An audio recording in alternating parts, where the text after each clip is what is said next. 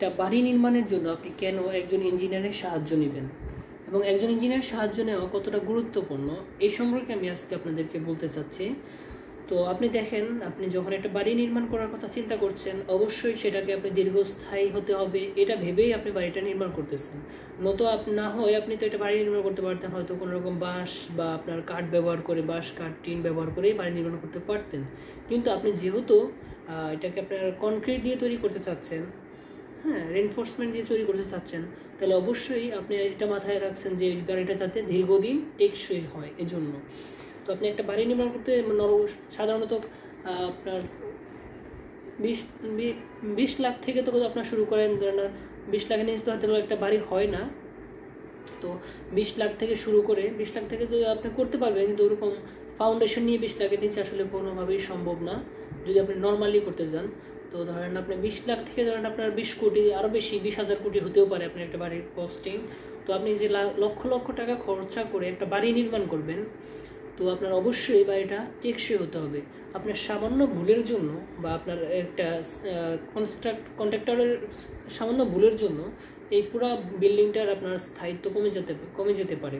ধরেন আমি আপনাকে ছোট্ট উদাহরণ দিচ্ছি। আপনি একটা বাড়ি নির্মাণ করবেন, সেটা ধরেন আপনার 2 কোটি টাকা খরচ করবেন একটা বাড়ির পেছনে, 2 কোটি টাকা খরচ করে একটা বাড়ি নির্মাণ করবেন। তো আপনি অবশ্যই বাড়িতে আপনি চিন্তা করতেছেন যে 100 বছর যাতে টিকে, ওইরকম একটা পরিকল্পনা করে বাড়িটা নির্মাণ করবেন। তো একজন ইঞ্জিনিয়ার কিন্তু আপনাকে যখন বাড়ির ডিজাইন দিবে, বাড়ির ডিটেলস দিবে, প্ল্যান দিবে, তখন আপনি দেখবেন যে ইঞ্জিনিয়ার সে 100 বছর টিকে থাকার জন্য এই বাড়িতে কোন জায়গায় কতটুকু পরিমাণে মেটেরিয়ালস ব্যবহার করতে হবে, কোন জায়গায় কতটুকু রড, কতটুকু সিমেন্ট, কতটুকু বালি, কতটুকু পানি ব্যবহার করতে হবে, সেটা একটা সম্পূর্ণ আপনাকে হিসেব সে ক্যালকুলেশন করে আপনাকে দিবে। এবং এই প্রপার ক্যালকুলেশন ইউজ করে যদি আপনি ওই বাড়িটা নির্মাণ করেন, তাহলে অবশ্যই আমি বলতে পারি যে আপনার 100 বছর বাড়িটা টিকে থাকার সম্ভাবনা 100% না 99% থাকবে। তো আর আপনি যদি একজন আপনার কন্ট্রাক্টর সাহায্য নেন, কন্ট্রাক্টর আপনি মনে করেন যে কন্ট্রাক্টর এই বাড়িটা করে দিল, আপনার কন্ট্রাক্টর করে দিলেই তো হলো, তাহলে আপনি দেখেন ওই বাড়িতে আমি গ্যারান্টি দিতে পারি যে কখনোই ওইটা আপনার ওইরকম স্থায়িত্ব হবে না। আপনি অনেক কন্ট্রাক্টর আপনি হয়তো মনে করতে পারেন যে হ্যাঁ, আমি যদি এখানে কলামের মধ্যে রড বেশি করে দিয়ে দিই তাহলেই তো হয়ে যাবে। আসলে রড বেশি কম ডাজেন্ট ম্যাটার। আপনার কলমের যে কতটুকু ওয়েট নিতে পারবে সেটা আপনাকে ক্যালকুলেশন করে বের করতে হবে যে আপনার প্রয়োজন অনুযায়ী আপনার কতটুকু দরকার, ওইটুকু ইঞ্জিনিয়ার এখানে প্রোভাইড করবে। কিন্তু আপনি যখন একজন কন্ট্রাক্টরের সাহায্য নেবেন, তার ওই জ্ঞানটা থাকবে না। সে মনেই করবে, হয়তোবা সে ভাববে যে এখানে আমি যদি রড 4টার জায়গায় 8টা দিয়ে দিই তাহলে তো অনেক শক্তিশালী হবে। হ্যাঁ, আবার আমি এখানে আপনার রেশিও অনেক কম দিই তাহলে এটা বেশি স্ট্রেংথ পাবে। আসলে বিষয়টা এমন, হ্যাঁ এটা সত্যি যে বেশি স্ট্রেংথ পাবে, কিন্তু বেশি স্ট্রেংথ পাওয়ার ফলে আপনার অর্থের অনেক বেশি অপচয় হবে। আপনার প্রপার দিলে, আপনার প্রপার মেজারমেন্টে যদি আপনি দেন, আপনার রড 4টা জায়গায় 4টাই থাকবে, আপনার রেশিওটাও আপনার যেটুকু দরকার ওইটুকুই দেখবে। কিন্তু আপনার এখানে তো ওভার দিয়ে লাভ নাই ভাই।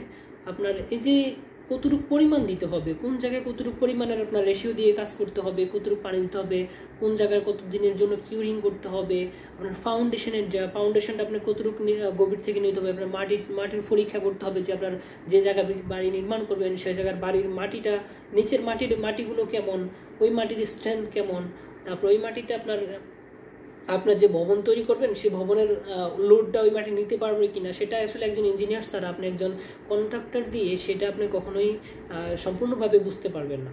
আর একজন কন্ট্রাক্টর সেটা কখনো খেয়ালই করবেই না যে এখানে মাটিতে সে দেখছে যে এখানে 5x5 একটা ফুটিং করা হলো, ওখানে 4x4 একটা ফুটিং করা হলো, 4x4 না করে 5x5 বেশি শক্তিশালী ফুটিংটা করে দিলাম কোনো রকম। আসলে এই ফুটিংটা করে দিলেই হবে না, এই ফুটিংটা এখানে টিকে থাকবে কিনা সেটা একটা বিষয়।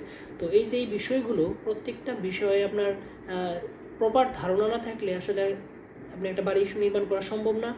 তো এই বাড়ি নির্মাণের জন্য অবশ্যই আপনাকে একজন অভিজ্ঞ ইঞ্জিনিয়ারের পরামর্শ নিতে হবে। একজন অভিজ্ঞ ইঞ্জিনিয়ারই পারে আপনার বাড়ির স্থায়িত্ব বাড়িয়ে দিতে।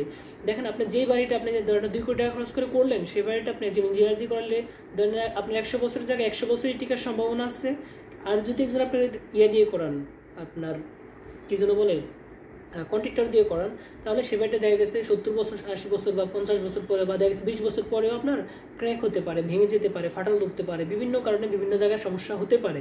হ্যাঁ, এটার সম্ভাবনা অনেক বেশি, কারণ সে সঠিক মেজারমেন্ট দিবে না।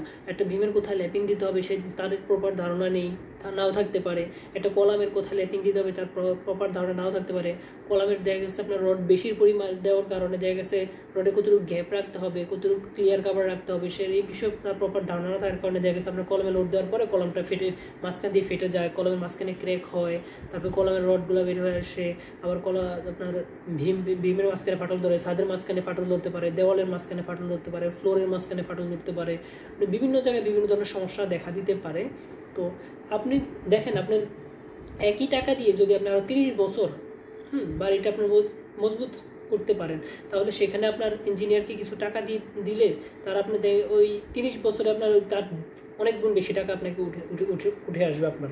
তো আপনি চিন্তা করে দেখেন যে আপনি কেন একজন ইঞ্জিনিয়ারকে দিয়ে বাড়ি নির্মাণ করবেন, এবং বাড়ির যে প্রপার ডিজাইন, আপনার এনভায়রনমেন্টাল ডিজাইন, আপনার বাড়ির যে আপনার ডেকোরেশন কীভাবে করতে হবে, এগুলো আসলে ইঞ্জিনিয়ার দিয়ে যদি করান আপনি, তাহলে আপনার বাড়ির প্রপার এনভায়রনমেন্টাল ডিজাইন হবে, আপনার বাড়ির ভুল হওয়ার সম্ভাবনাটা একেবারেই কম হবে। আপনি যখন একটা পরিপূর্ণ প্ল্যান নিয়ে যখন আপনি কাজ করবেন, কাজ করার আগেই আপনি জানতেছেন যে আপনার বিল্ডিংয়ের কোথায় কি হবে, কোন জায়গায় কতটুকু, কোন দূরত্বে কোন পাশে কি হবে, সব আপনি আগে জানতেছেন। আর অথচ আপনি যখন কন্ট্রাক্টর দিয়ে করাবেন, আপনি কন্ট্রাক্ট শুরু করতেছে, একটা কাজ করে ফেলছে, পরে হলো কি মনে হলো না এখানে তো এটা দেওয়া দরকার ছিল, আবার ভাঙো, আবার ভেঙে এখানে এটা দাও, আবার ওইখানে তো এটা দরকার ছিল, এটার জন্য আবার ভাঙো, ভেঙে এখানে এটা দাও। এই ভুলগুলোর কারণেই আপনার কি হবে, আপনার প্রপার আপনার অর্থের অপচয় হবে, আপনার কাজে ভুল হওয়ার সম্ভাবনা থাকবে, স্থায়িত্ব কমে যাবে। তো আপনি যদি আপনার অর্থের অপচয় কমাতে চান, আপনি যদি আপনার বিল্ডিংয়ের স্থায়িত্ব বাড়াতে চান, আপনি যদি আপনার কাজটাকে সুন্দর এবং আকর্ষণীয় করতে চান, হ্যাঁ, আপনি যদি আপনার টাকা পয়সা সেভ করতে চান, তাহলে অবশ্যই আপনাকে একজন ইঞ্জিনিয়ারের পরামর্শ নিয়ে বাড়ি করা উচিত। আমি বলবো না যে আপনি ইঞ্জিনিয়ার পরামর্শ নিয়েই করেন, হ্যাঁ, যদি আপনি আপনি যদি আপনার নিজের ভালো চান, তাহলে আমি মনে করবো যে অবশ্যই আপনার একজন ইঞ্জিনিয়ারের পরামর্শ নিয়ে ইঞ্জিনিয়ার থেকে পরিকল্পনা নিয়ে, প্ল্যান নিয়ে আপনি একটা বাড়ি নির্মাণ করেন। আশা করি আপনি ঠকবেন না। ধন্যবাদ সবাইকে, ভালো থাকবেন। আসসালামু আলাইকুম।